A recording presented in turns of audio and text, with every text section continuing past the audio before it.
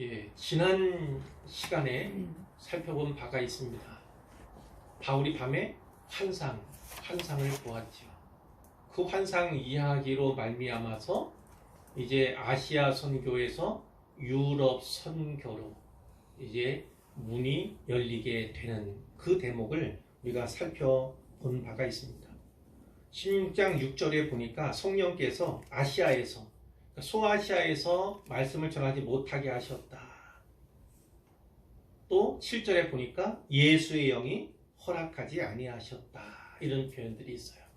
결국 사람이 계획하고 사람이 발걸음을 옮기지만 결국 인도하시는 분, 그리고 목적지로 향하게 하시는 분은 바로 성령님이시다라는 것입니다. 그러니까 성령 누가 하십니까? 바로 성령께서 선교는 성령께서 주권적으로 역사하셔야만 가능한 일이다라는 것을 우리가 살펴본 바가 있어요. 그 환상 이야기 어떤 건 아시죠? 마게도냐 사람 하나가 선체로 그에게 이야기를 했습니다. 청하여 이렇게 요청한 겁니다. 마게도냐로 건너와서 우리를 도우라 이렇게 얘기했고, 이제 선교사들끼리 서로 의견을 모은 거죠. 뜻을 구한 거죠. 그래서 하나님께서 마게도냐로 가서 그들에게 복음을 전하라 하시는구나 이렇게 받아들이고 인정하게 되었다는 것이 지난 본문의 내용이었던 것입니다. 자, 그래서 이 바울 일행이 발걸음 옮기게 됩니다. 그 바울 일행이 누굽니까? 바울이 있고 또 누가 있어요? 실라가 있고 또 디모데가 있고 누가가 있어요. 요 네 사람이 바울 일행으로서 선교사 그룹으로서 이제 발걸음을 옮기게 된 거예요. 드로아에서 마게도냐 빌립보를 향해 나가는데요. 근데 소아시아에서 그 마게도냐 가려면 배를 타고 가야 되죠. 거기에 바다가 있습니다. 에게해라고 하는 바다가 있습니다.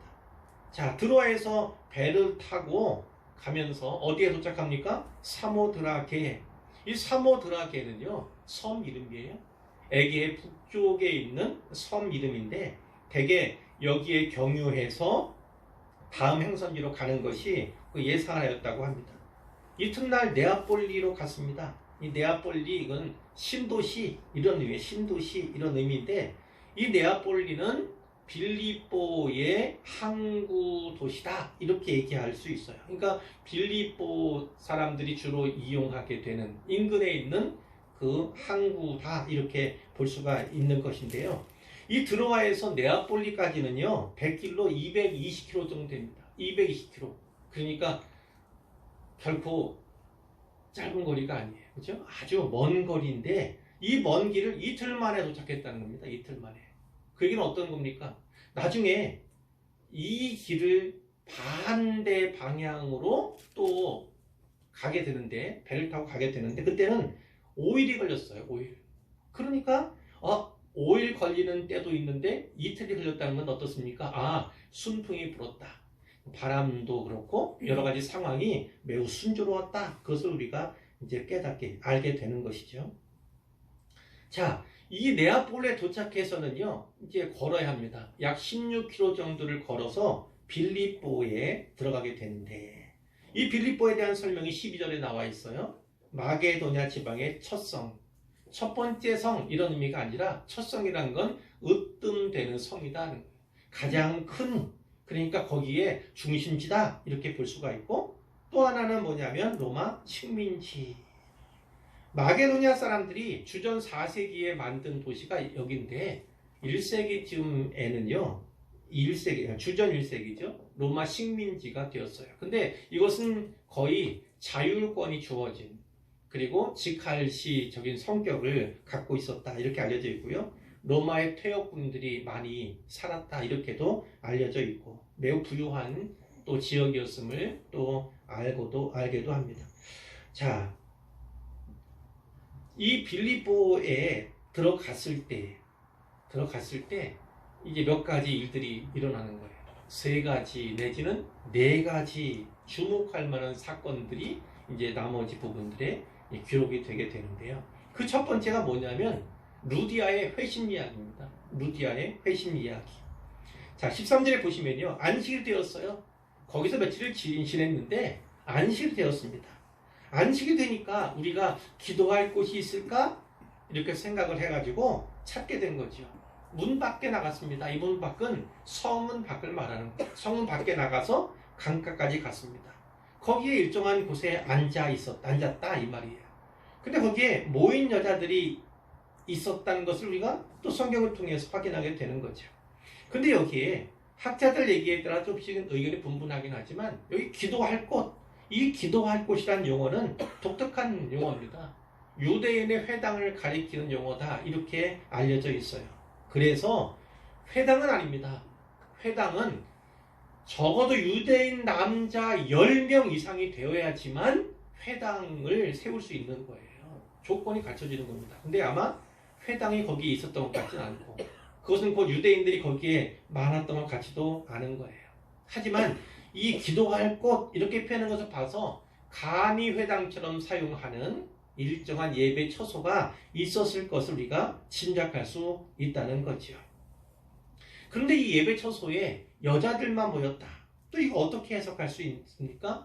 바울이 그곳에 방문했을 때 그 시간에는 그 여자들만, 그런데 이 여자들은 아마 비유대인들, 유대인이 아닌 사람들만 모여서 예배를 드리고 있었던 것 같아요. 뭐 이런 얘기입니다. 예를 들면 유대인으로 태어는 났지만 이방인과 결혼한 여자가 있을 수 있고 또 유대교로 개종한 이방인 여자가 있을 수도 있고 또 여호와 하나님을 경외하는 이방인 여자가 있을 수도 있다는 거예요.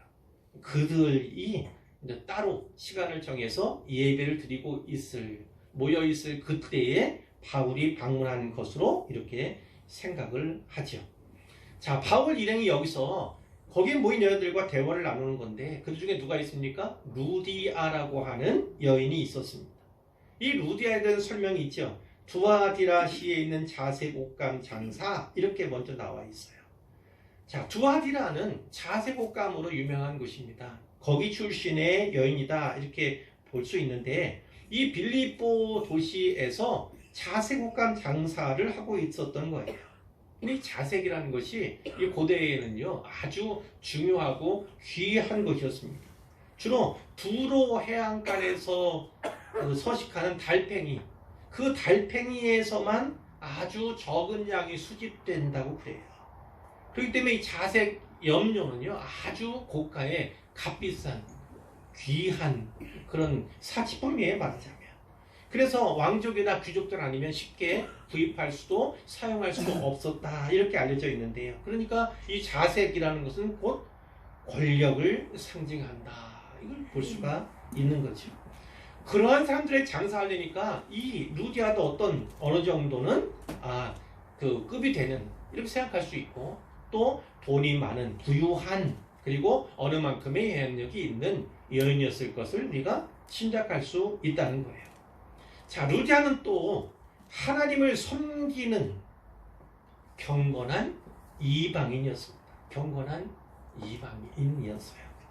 자, 그럼 루디아가 바울의 말을 들었다 이렇게 돼 있잖아요. 이 들었다가 원문에는 미완료형으로 돼 있습니다. 이 미완료형 이렇게 얘기하면 반복했다 이 얘기고요. 또 오랫동안 장시간 들었다 이렇게도 해석되는 부분이라는 거예요.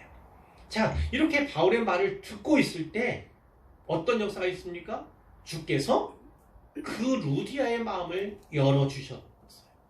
바울의 말을 따르게 하셨습니다. 자, 물론 귀도 열어주셔야 되지만 귀가 열렸다 해서 그것이 온전히 들립니까? 받는 겁니까? 그렇지 않죠. 귀가 열릴 뿐만 아니라 마음이 열려야만 귀를 통해 들려지는 그 말들이 마음판에 새겨지고 내 안에서 역사를 하게 되는 거죠. 결국 루디아가 바울의 말을 들었을 뿐만 아니라 그 말을 따르게 하셨다. 성령께서 역사하시는 것입니다. 역사. 그 역사의 결과로 루디아는 회심을 경험하게 된 거예요. 예수 믿고 예수님을 영접하게 하신 거죠. 죄사함 받아서 하나님의 자녀가 되는 은혜를 이때 입었다는 것입니다. 이 말씀을 통해서 우리가 알아야 할 것이 있습니다. 선교하고 전도하고 최선을 다해야 되겠죠. 전하는 사람은 최선을 다해야 합니다. 그러나 구원은 하나님께 속한 것임을 우리는 늘 인정해야 한다는 것이죠.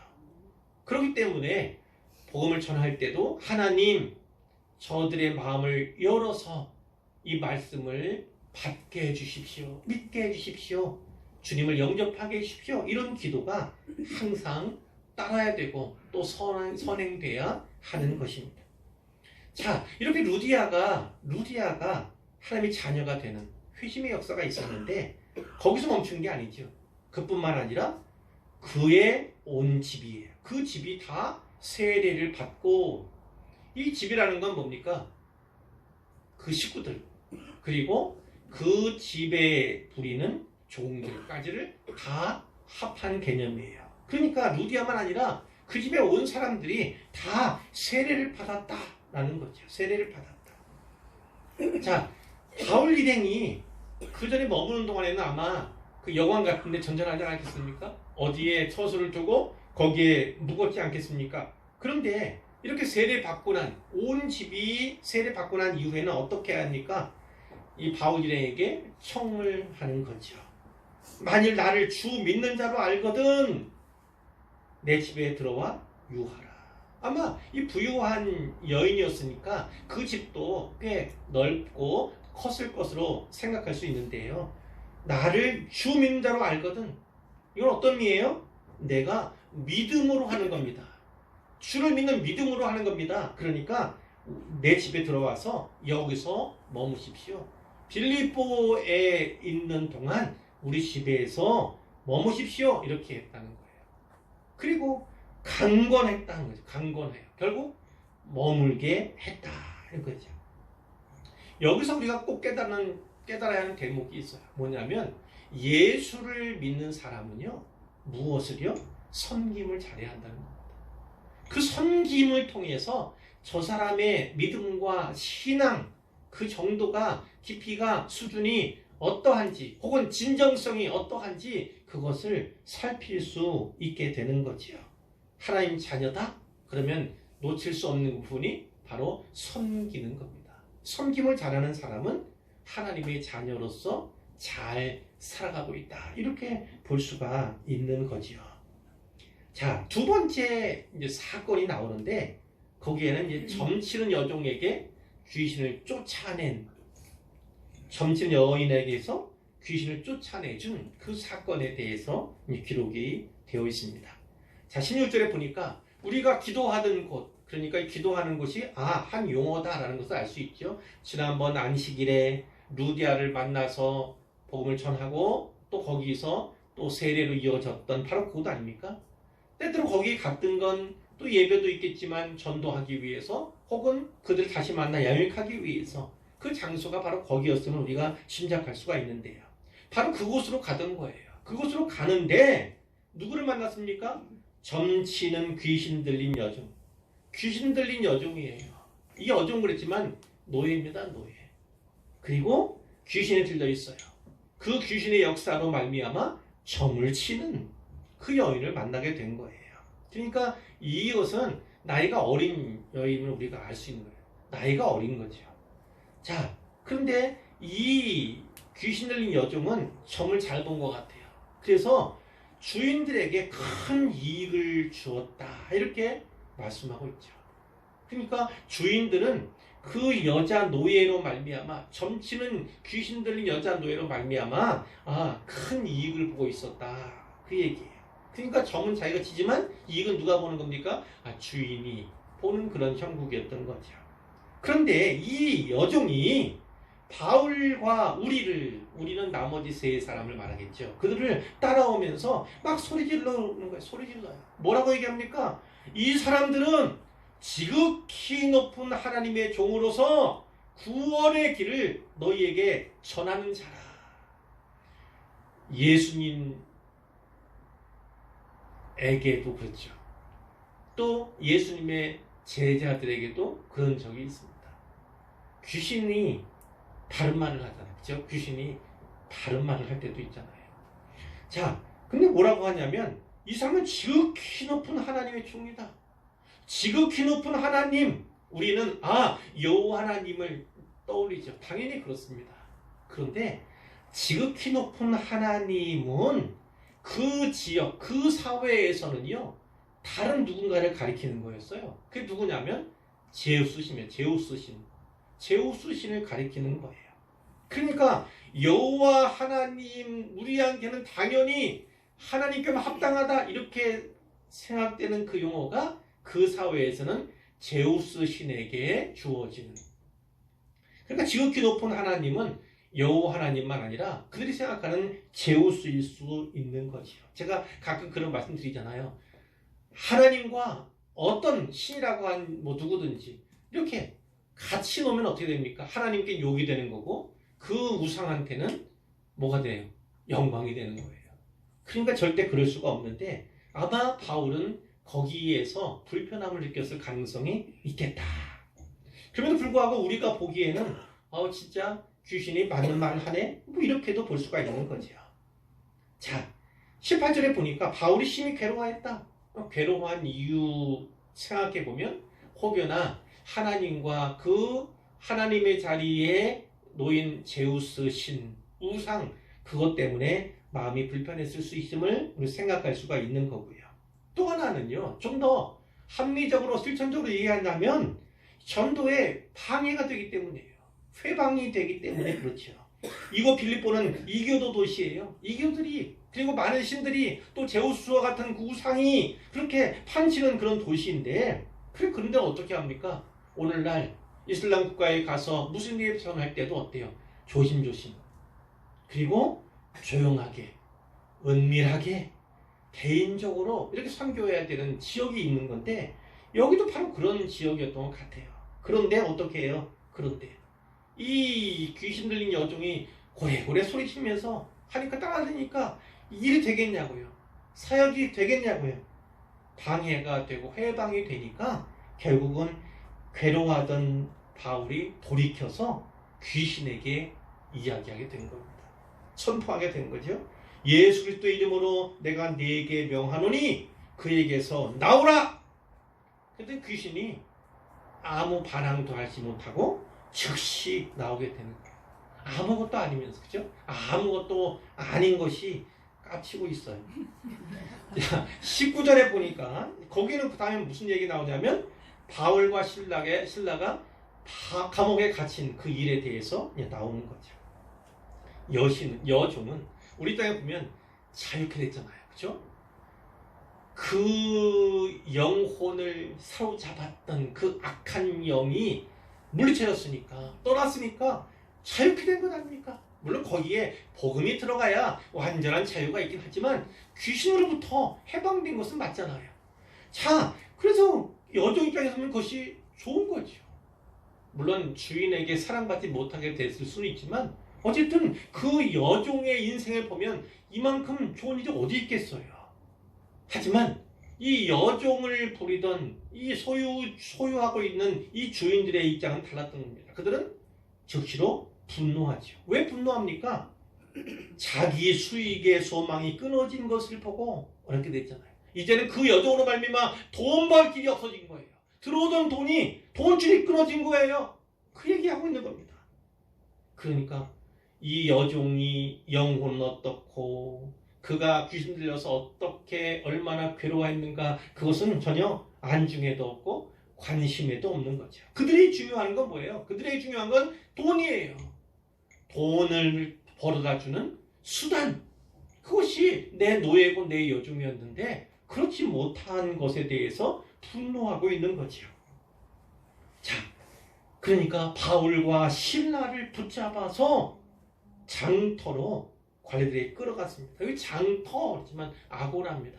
아고라는 단지 장터일 뿐만 아니라 어떤 사회생활의 중심, 그리고 경제, 행정의 중심, 또 거기서 재판도 열리던 그런 지역이에요.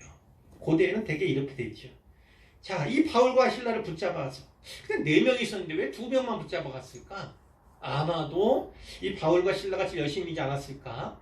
디모데나 뭐 누가보다는, 혹은 이 바울과 신라는 딱 봐서 유대인이에요.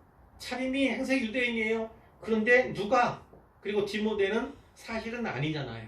그러니까 그 유대인 둘만 싹 잡아갔을 수도 있겠다. 이런 생각을 할 수는 있지요. 자, 끌어가서 누구 앞에 데려갔습니까? 상관들 앞에요. 이 상관들은 이 빌립보에는 로마 황제가 임명한 2명의 치안관이 있었다고 합니다. 치안관 2명이 있는 거예요. 그들을 말하는 건데 그들 앞에 가서 데리고 가서 이야기합니다. 이 사람들이 유대인인데 콕 집어서 유대인 2명만 데려간 이유가 또 있을 수 있다는 거죠. 자, 그러면서 2가지 제목으로 발고를 하게 되는 거예요. 어떤 일을 했습니까? 우리 성을 심히 요란하게 한다. 심히 요란하게 한다. 소동을 일으킨다는 거죠. 둘째는 로마 사람인 우리가 받지도 못하고 행하지도 못할 풍속을 전한다. 허용되지 않은 풍속, 허용되지 않은 종교를 전한다. 뭐 이렇게도 이야기할 수 있는데, 근데 중요한 건 뭐예요? 그들이 고발하는 내용이 사실이 아니면 우리가 분명히 알잖아요. 이 사람이 고소하고자 하는 이유는 뭐예요? 그거는 돈 벌 수단이 없어졌기 때문에, 돈줄이 끊어졌기 때문에 그거잖아요. 그게 이유인데 이렇게 포장을 해서 부당하게 고소하고 있음을 보게 되는 거죠. 뿐만 아니라 무리를 이미 매수한 것 같아요. 이미. 그래가지고 그 무리들, 매수당한 무리들이 일제히 일어나서 또 고발하게 하는 겁니다. 상관들이 어떻게 합니까? 옷을 찢어 벗기고 매로 치라 명령. 그러니까 바울 또 실라가 변호할 기회를 가졌습니까? 못 가졌습니까? 그렇지 않은 거죠. 기회를 주지 않은 거예요. 그냥 고발하고 고소한 그 사람들의 말 듣고 불공평한 판결과 시행을 한 거다라는 거죠. 결국 많이 맞았어요. 그리고 옥에 가두었어요. 간수에게 든든히 지키라 명령도 했습니다. 그러니까 간수들이 어때요? 그들을 깊은 옥에, 이 깊은 옥이란 건 어떻습니까? 경비가 가장 삼엄한 곳이겠죠. 그죠? 경비가 가장 삼엄한 곳에 그들을 가뒀어요. 그리고 그 발에는 착고를 찾고 옴삭달싹 못하게 하는 거죠. 도망가기는 뭐 불가능하고 옴삭달싹 못하고 잠도 제대로 자겠습니까? 든든히 착고를 채운 그런 상태였습니다. 자, 뭐 앞에서도 여러 가지 바울의 고난에 대해서 우리가 본 바가 있는데, 그 부활한 예수님께서는 아나니아를 통해서 이 바울에 대해 예언한 바가 있지 않습니까? 그가 내 이름을 위하여 얼마나 고난을 받아야 할 것을 내가 그에게 보이리라. 이렇게 말씀하신 바가 있는데, 많은 고난이, 이 핍박이 바울의 생애 가운데, 사역 가운데 있었음을 우리가 또 보게 되는 거예요. 자, 그 상황이에요. 착고에 제때 맞아서 몸이 욱신욱신 지끈지끈, 또 여기저기 상처 때문에 아프고 뭐 이런 상황 아닙니까? 근데 그 한밤중에 어떤 일을 합니까? 바울과 실라가 기도했다는 겁니다. 뿐만 아니라 하나님을 찬송했다는 거예요. 그것을 그 감옥 안에 있는 모든 죄수들이 다 들었다는 거죠. 들었다. 계속해서 불렀다. 밤새도록 불렀다. 이 얘기를 여기서 하고 있는 거예요. 근데 어느 만큼 시간이 지났을까? 그렇게 기도하고 찬송하고 있을 때 갑자기 큰 지진이 났습니다. 지진. 물론 이 지역은요, 가끔 지진이 나는 곳이기도 해요. 그러니까 지진이 기적인가? 그것에 대해서는 또 다른 말 할 수도 있어요. 근데 분명히 이것은 하나님의 기적이죠. 왜냐? 그런 지진이라 할지라도 이때에 기도가 찬송할 때 일어났다는 것이 기적이다. 이렇게 분명히 우리는 볼 수가 있어요. 지진이 기적은 아니었다 할지라도 그 지진의 때가 바로 기적이다라고 우리는 분명히 믿을 수가 있는 거죠. 그 지진 때문에 옥터가 막 움직이는 겁니다. 그리고 문이 다 열려버렸어요. 그리고 착고가 다 풀어진 거예요. 그러니까 매고 있던 것, 붙잡고 있던 모든 것이 다 풀어져 버렸다. 이렇게 볼 수가 있는 거예요. 자, 간수가 잠을 자고 있었어요. 자, 밤중이니까 뭐 조용한 가운데서 혹은 뭐 기도하고 찬송하는 그런 것이지만 뭐 방해하거나 그러진 않고 그냥 잠을 자고 있었던 것 같은데요. 근데 자던 간수가 깜짝 일어나게 된 거죠. 그리고 확인한 건 뭐부터예요? 간수니까 혹시 감옥 상태가 어떤가, 그리고 이 감옥 안에 있는 죄수들이 어떤가, 이것을 먼저 보게 줘야 않겠습니까? 근데 그가 딱 깨서 보니까 옥문이 다 열린 거예요. 다 열린 겁니다. 그걸 보니까 큰일 났다. 죄수들이 다 도망갔겠구나. 이렇게 생각을 해서 칼을 빼서 자결하려 했던 겁니다. 왜 자결하려 해요? 왜요? 그 당시의 법이 그랬죠. 전에 앞에 본문도 보았지만 그 당시에는요, 간수가 지키던 죄인이 도망을 치면 그 벌을 대신 받아야 합니다. 대신 받아야 하는 그런 상황이에요. 그러니까 자기가 대신 받아야 하는 그 상황들 암담하지 않겠습니까? 결국 자기는 죽게 될 거예요. 수없이 많은 죄수들이 다 도망갔을 테니까. 그러니까 어떻게 해요? 차라리 죽어야겠다, 이렇게 생각을 하고 스스로 자결하려는 그때였습니다. 그것을 보고 바울이 크게 소리를 질렀어요. 내 몸을 상하지 말라. 우리가 다 여기 있다. 내 몸 상하지 마라. 죽으려 하지 마라. 우리 다 여기 있다. 이렇게. 바울과 실라는 도망가지 않았지만 다른 사람들은 왜 도망가지 않았을까? 아마 그들도 역시나 어떤 두려움이 있지 않았을까? 도망가다가 잡히면 되는 두려움이 아니라 이 상황, 이 벌어지고 전개된 가옥문이 열리고 그리고 탁고 풀려지는 이런 일들을 통해서 이 뭔가 큰일이 하고 있는데 쉽게 도망치고자 하는 그런 마음을 갖지 못할 정도로 그런 이상한 일이, 우리로 말하면 하나님의 기적이 일어났음을 그들도 아마 간파한 것이 아닌가, 이렇게 볼 수가 있어요. 자, 그 얘기를 하니까 간수가 등불을 달라 어둑어둑한 데 들어가려니까. 하지만 이 얘기 보면 뭐예요? 간수 혼자 있는 게 아니에요. 다른 부하들도 함께 있었겠구나, 이렇게 알 수가 있는 거예요. 그 등불을 들고 뛰어 들어가서 어떻게 했습니까? 무서워 떠는 가운데 바울과 실라 앞에 엎드렸다는 것입니다. 그러니까 역시나 바울과 실라 이들이 어떻게 대하고 있는지, 그리고 이들에 앞서서 이들이 기도가 찬송할 때에 역사가 일어난 그들이 찬송했던 그 신에 대해서 두려움을 갖게 되는 거죠. 그리고 무엇보다 중요한 상황은 자기가 어떻게 했어요? 자결하라 했잖아요. 진짜 죽을 수밖에 없는 바로 그때야말로 실제로 그가 마음이 열리고 혹은 자아가 깨지는 그런 놀라운 은혜의 때가 될 수도 있음을 우리가 보게 되는 거죠. 이미 죽었던 자기예요. 그리고 마치 죽었다 살아난 것 같은 바로 그런 경험이 그에게 있었던 거죠. 그때 아마도 무릎 꿇고 또 엎드린 이 상황 가운데서 아마 그 귀신 들린 여종이 그들을 향해서 했던 그 이야기가 아마 들려왔을 수도 있어요.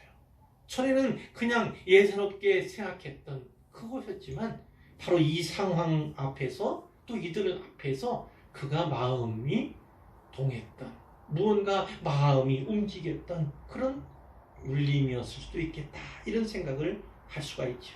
그래서 뭐예요? 그들에게 묻는 것입니다.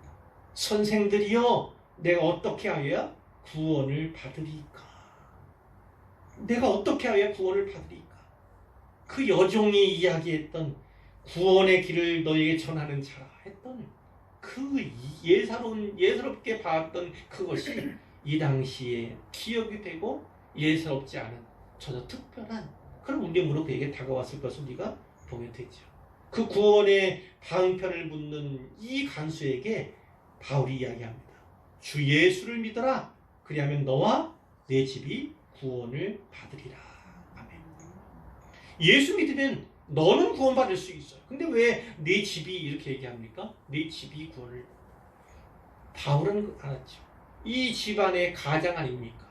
그 가장이 예수 믿어 그리스도인이 되면 그러면 그 집안의 모든 사람들도 함께 예수 믿을 기회가 열리게 될 것을 바울이 확신했던 것 같아요. 그러니까 내가 예수 믿는다고 온 가족이 다 예수 믿는 거 아닙니다. 구원받는 거 아니에요. 그러나 예수 믿을 기회가 늘어나는 거예요. 그러니까 저희 가정도 그렇지만 여러분 각자의 가정도 그렇습니다.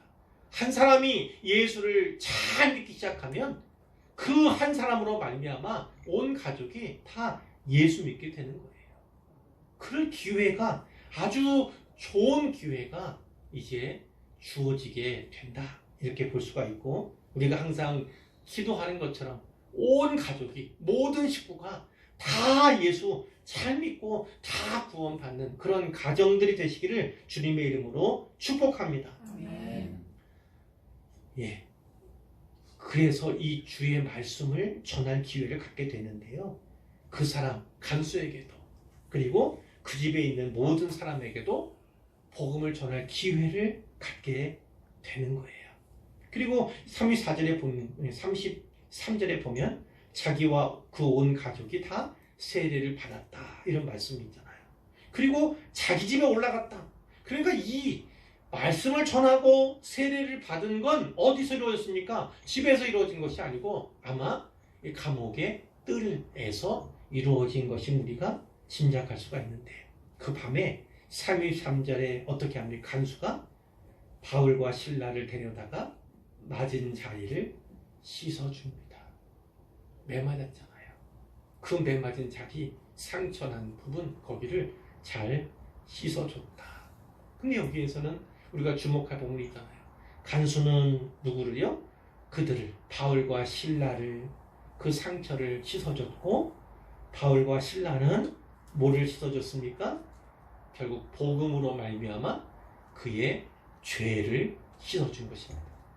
이러한 상호작용이 이날 이 시각에 있게 된 거죠. 자, 이 간수가 어떻게 합니까? 그들을 데리고 자기 집에 갑니다. 그리고 음식을 차려줍니다. 극진히 대접했다는 거죠. 아마 굶주렸지 않겠습니까? 굶주린 그들에게 극진히 음식을 대접하고, 그만 아니라 온 집안이 하나님 믿음으로 어떻게 기뻐하게 되었다는 것입니다. 요 다음 이야기가 35절에 있잖아요. 그 다음 날, 이튿날이 되었은 거예요. 날이 새었을 때 상관들이, 아까 치안관이잖아요. 그들이 부하를 보냈어요.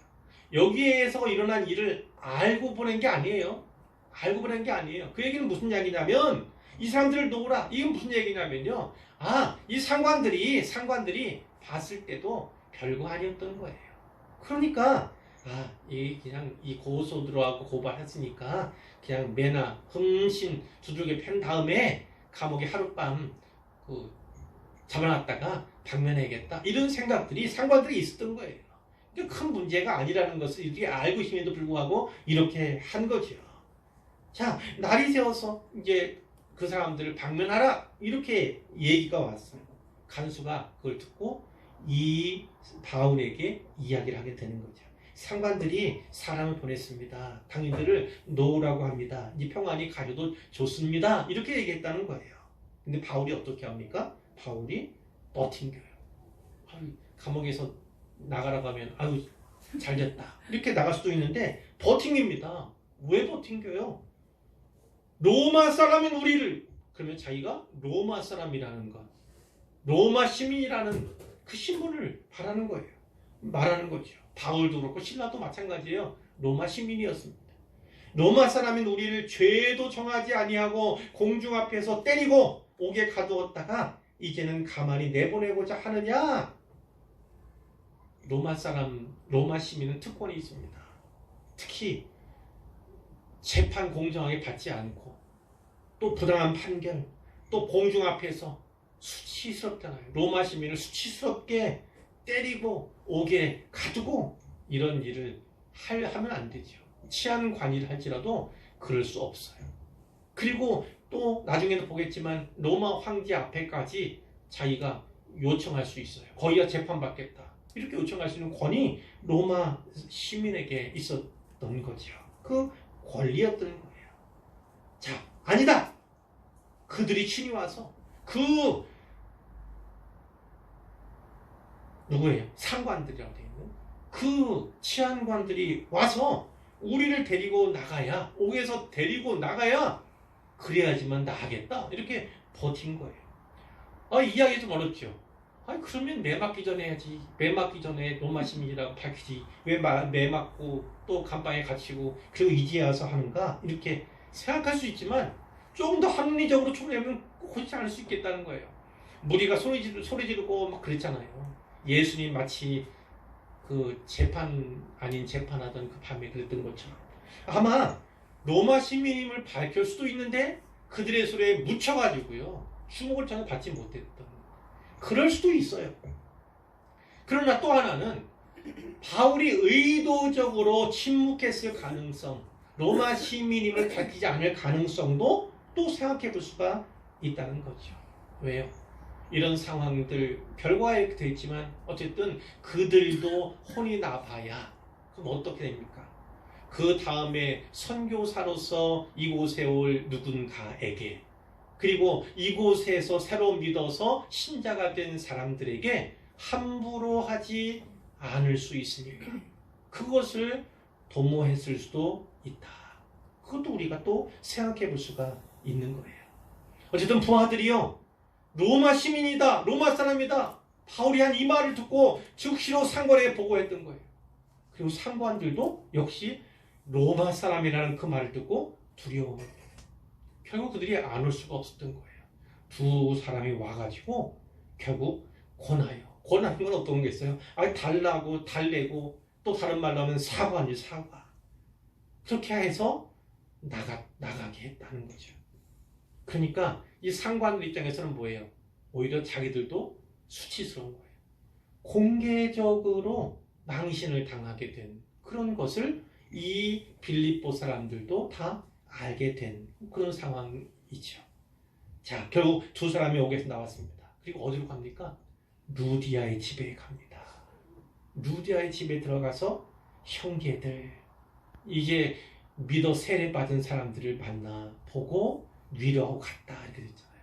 여기서 우리가 주목하게 되는 것은 루디아의 집에 거기에 친구들 다 있었으니까 이렇게 생각할 수 있지만 이것이 진짜 말하고자 하는 것은 무엇이냐면 거기에 바로 교회가 있다는 겁니다. 어떤 교회가요? 형제들 만나는 바로 그곳이 바로 루디아의 집이고 루디아 집이 바로 교회였다는 것을 우리가 알게 한다는 것입니다.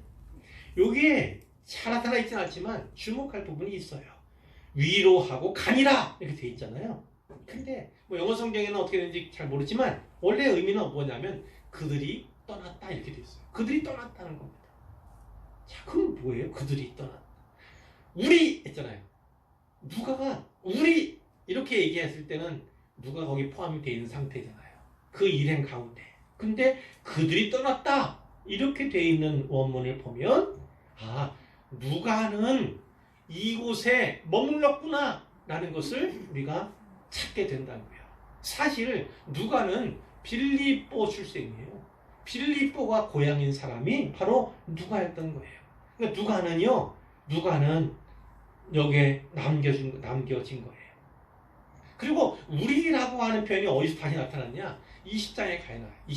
20장에 가면 나타나는데 지금으로부터 약 8년 정도 후입니다. 8년 정도 후에 바울이 3차 선교 여행 마치고 예루살렘으로 가는 길에 빌립보를 다시 들리게 된 거예요.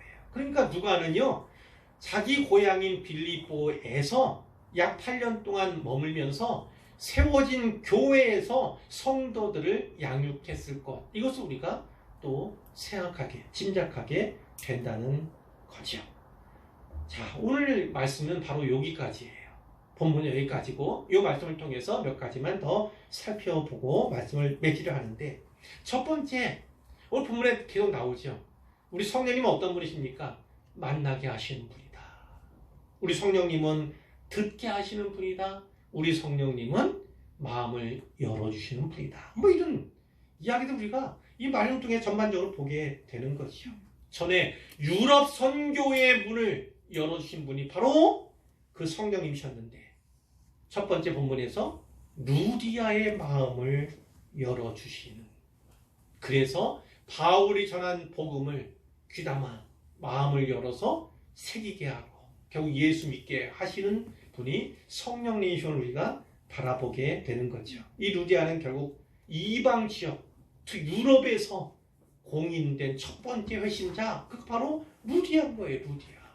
루디아는 대단한 사람이죠.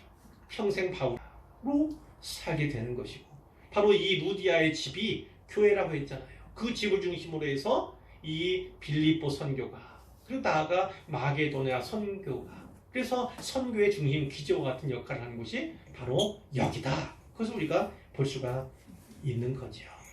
사람이 계획하고 복음을 전합니다. 수고해서 전합니다. 그러나 들을 사람을 예비하시고 결국 믿게 하시는 분은 누구시다? 성령님이시다라는 거죠. 성령님이시다. 그를 부르게 되는 거죠. 자, 뿐만 아니라 빌립보 감옥의 간수를 생각해 보세요.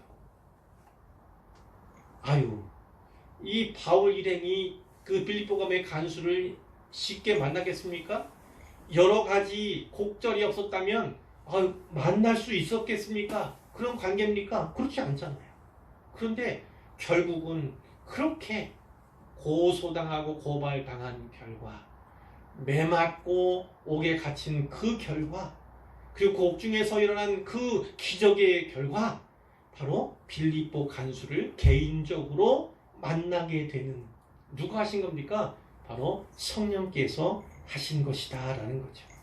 귀신 들린 여종도 마찬가지예요. 물론 이건 우연히 만났을 수도 있고, 오히려 괴롭게 만든 이 사람인데, 그러나 바울이 그 귀신을 쫓아버렸잖아요. 그 일에서 귀신을 떠나게 이렇게 만들었잖아요. 우리는 짐작할 수 있어요. 처음에 루디아 이야기, 회심 얘기잖아요. 맨 마지막에 간수 이야기, 그게 회심 이야기잖아요. 그 사이에 누구에게 나왔어요? 귀신 들린 여종. 그의 회심에 대한 이야기 없어요. 그러나 이 회심과 회심 사이에 여종의 회심도 있을 가능성을 우리는 배제할 수 없다는 거예요. 그에 대한 기사는 거기서 끝났지만 아마도 루디아나 간수처럼 이 귀신 들렸던 여종도 이 빌립보 교회의 성도가 되었을 가능성을 우리는 늘 열어둘 수 있다는 거죠. 그런 모든 만남들, 또 듣게 하시는, 그리고 마음을 열어주시는, 그래서 신자로 삼으시는, 자녀 삼으시는 그 역사는 바로 성령의 역사다. 우리가 다시 한번 인정했으면 좋겠어요. 두 번째 말씀드리고자 하는 것은 이 복음의 능력에 관한 겁니다. 이 복음의 능력은 하나 되게 하는 능력이다. 하나 되게 하는 능력이다라는 거죠. 여기에 나오는 세 부류의 사람들만 보아도 전혀 인종적으로 달라요. 예를 든다면 이 루디아는 소아시아 사람이죠. 소아시아 지방 사람이에요. 그러니까 아시아 사람이에요. 이 간수는 퇴역 군인일 수 있지만 어쨌든 로마 사람이라고 해요. 그리고 여인은 잡혀온 거야. 팔려오거나 노예 신분. 그러니까 이쪽 사람은 아닐 수 있어요. 헬라 지역 어디의 사람 이렇게만 생각할 수 있는 거죠. 자, 이렇게 인종적으로 다를 수 있습니다. 뿐만 아니라 사회적인 신분도 차이가 많잖아요. 이 루디아는 사업가입니다. 그리고 부유한 사람이에요. 부유한 여인이에요. 간수는 퇴역군이긴 하지만 어쨌든 자기 일을 하고 있는. 그런데 이 노예는 어떻습니까? 진짜 노예예요. 그리고 자기가 점쳐서 번 돈이 있다 할지라도 다 주인에게 빼앗기는 이런 사람 아닙니까? 사회적으로 신분 차이가 또 많이 나요. 다양한. 근데 갈라디아서 3장 28절 다윗이 쓴 것 아닙니까? 갈라디아 교회에 보낸 편지 아닙니까? 그 말씀이 있잖아요. 너희는 유대인이나 헬라인이나 종이나 자유인이나 남자나 여자나 다 그리스도 예수 안에서 하나다. 예수 믿기만 하면 그의 인종과 그의 신분 또 성별 어떠한 것을 다 초월하고 뛰어넘는다. 성령께서는 우리로 하여금 하나 되게 하신다. 그것이 복음의 능력이다. 성경이 분명히 증거해 주는 거예요. 그러니까 이 빌립보에서 딱 세 사람만 했겠습니까?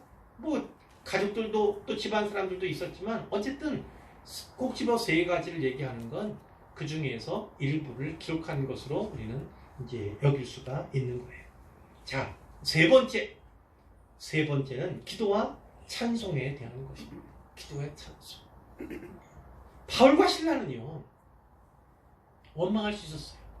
누구를요? 저 자식들이 이렇게 할 수도 있었고, 더 나가서 하나님을 원망하실 수 있어요. 복음 전하다가. 그래서 핍박받고 박해받아서 이렇게 매 흠씬 두들겨 맞고 그리고 이 옥에 갇힌 그런 상황이니까 생각할 수 있어요. 불평하거나 원망할 수 있다니까요. 근데 그들은 그렇게 하지 않았습니다. 오히려 뭐 했습니까? 옥중에서 욱신거리는 지끈거리는 그 아픈 그 몸 상태 가운데에서도 어떻게 했다고요? 오랫동안 기도하고 찬송했다. 바로 이겁니다. 인생 살다 보면요, 이 밤중과 같은 때 왜 없습니까? 한밤중과 같은 그러한 인생의 때를 지나는 모든 인생에게 동일해요.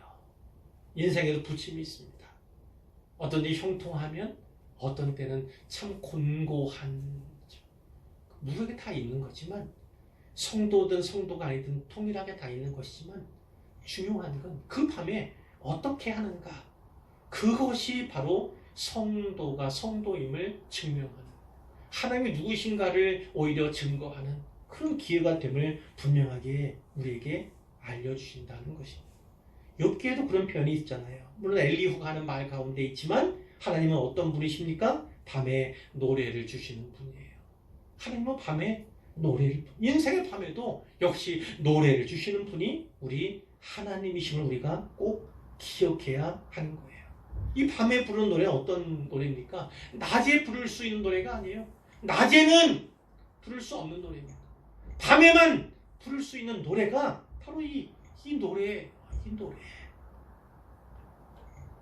짧게 얘기하면 요한계시록 21장 22절에 보면 그런 말씀이 있어요. 천국에 가면요, 거기에는 없는 게 너무 많잖아요. 모든 눈물을 그 눈에서 닦아주시니 그 뒤에 뭐가 있어요? 다시는 사망이 없어요. 거기는 다시는 애통하는 것이 없어요. 곡하는 것도 없어요. 거기는 아픈 것도 다시 없어요. 이거 돼 있고 22장에 가면 거기는 다시는 저주도 없어요. 그리고 뭐가 없습니까? 밤이 없어요. 등불과 햇빛도 쓸 데가 없는 곳이 바로 거기에요. 주 하나님이 비춰주기 때문에 어둠이란 없는, 밤이란 없는. 자, 어떻게 우리가 생각할 수 있습니까? 깨달을 수 없습니까? 밤은 거기에 가면 경험하지 않아요. 밤과 같은 인생은 거기 가면 경험할 수 없어요. 오히려 여기에만 밤이 있는 거예요. 그러니 신자에게, 성도에게 이 밤이 어떤 배경이어야 하는가, 이것은 좀 생각하고 고민했으면 좋겠다는 거예요. 천국 가면 다시는 그 밤이 없습니다. 다시는 눈물도 슬픔도 아픔도 없어요. 그런데 이 땅에서 살아가는 신자에게는 그것이 있다고요. 그러면 그 밤중과도 같은 인생 길 살아가면서 그 밤중에 우리는 무엇을 해야 하는가? 무엇을 해야 하는가? 형통할 때도 찬송할 수 있지만 바로 이 고난 가운데 부르는 찬송, 그것은 형통할 때 올려드리는 찬송과는 비교할 수 없을 거다. 우리가 분명히 붙잡았으면 좋겠어요. 마지막으로 하나 남았어요. 섬김에 대한 겁니다. 섬김. 이 섬김은 구원받은 확실한 증거일 수 있습니다. 예를 든다면 루디아 이야기에서도, 간수 이야기에서도 그것이 나타나지 않아요. 예수님을 영접한 사람이 그 어떻게 섬기는가. 루디아는 바울 일행이 빌립보에 머무는 동안에 자기 집에 머무르라는 거죠. 아니, 먹고 자는 거 다 해결해 주겠다는 것 아니겠습니까? 간수는 어땠습니까? 바울과 실라 그 상처들을 다 보듬어주고 씻어줘요. 그리고 극진한 음식 대접을 하는 것을 보게 되죠. 이것은 비단 개인적인 차원의 일이지만, 개인적인 차원으로 볼 수 있지만 좀 더 범위를 넓혀볼까요? 루디아, 이름을 알지 못하는 간수, 이 사람들과 이 가족들, 식구들, 그리고 어쩌면 그 귀신 들렸던 여종, 그들이 이 빌립보 교회의 멤버가 될 수 있죠. 그들 중심으로 해서 빌립보 교회가 성장해 갔다, 세워져 갔다 볼 수 있어요. 아까 8년 말씀드렸잖아요. 8년 후에 보면 상당히 많이 빌립보 교회가 성장해 있는 것을 확인할 수가 있습니다. 예를 든다면 빌립보 교회 보낸 거잖아요.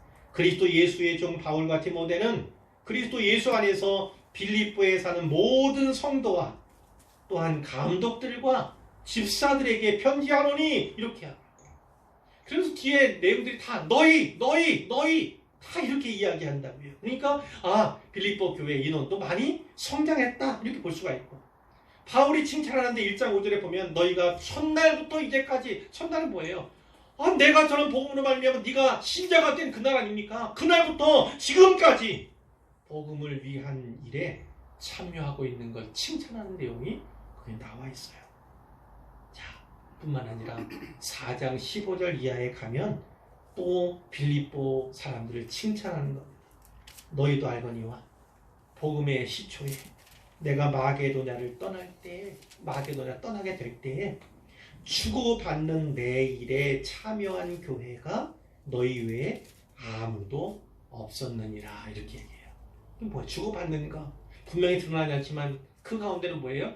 바울의 사역을 돕는 그 일 아니겠습니까?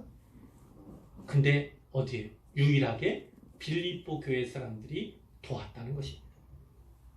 데살로니가 있을 때에도, 바울이 데살로니가 있을 때에도 너희가 한 번뿐 아니라 2번이나 나의 쓸 것을 보내었다 이렇게도 평가하는 것을 보게 되고요.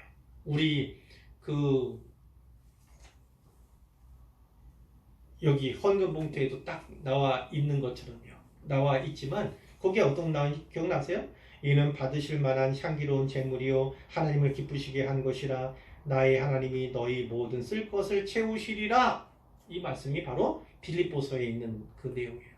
이것을 바울이 빌립보 교우들에게 한 것입니다. 받으실 만한 향기로운 제물 하나님을 기쁘시게 한 것이라 이렇게 말씀한 거예요. 그러니까 빌립보 교회는요, 바울의 선교 사역을 재정적으로 돕는 교회였습니다. 근데 그냥 도왔던 것이 아니에요. 빌립보서는 감옥에서 쓰게 되는 편지예요. 옥중서신이에요. 그리고 로마에서 순교당하게 되죠. 그 순교당하기까지, 그때까지 바울을 재정적으로, 끝까지 바울을 재정적으로 돕고 후원하고 지원한 교회가 바로 빌립보 교회였다는 사실을 우리가 잊어서는 안 돼요. 그러니까 구원받은 사람이면 그럼 당연히 표가 있죠. 그것이 어떻게 나타난다고요? 섬김을 통해서. 그것은 개인적으로든 오늘 신자들의 모임은 공동체인 교회 역시 섬김의 바로 그 표, 교회가 건강한가, 교회 진짜 믿음의 공동체인가, 그것을 나타내고 드러내는 표가 바로 섬김에 있다. 이것이 오늘 본문이 우리에게 주시는 메시지다 이렇게 볼 수 있습니다. 이 말씀들 잘 기억하시고 새기시기를 바랍니다. 그래서 성경이 원하는 말씀하신 바대로 우리 개인이, 우리 교회가 바로 그와 같은 사람들과 그와 같은 공동체가 되기를 주님의 이름으로 축원합니다.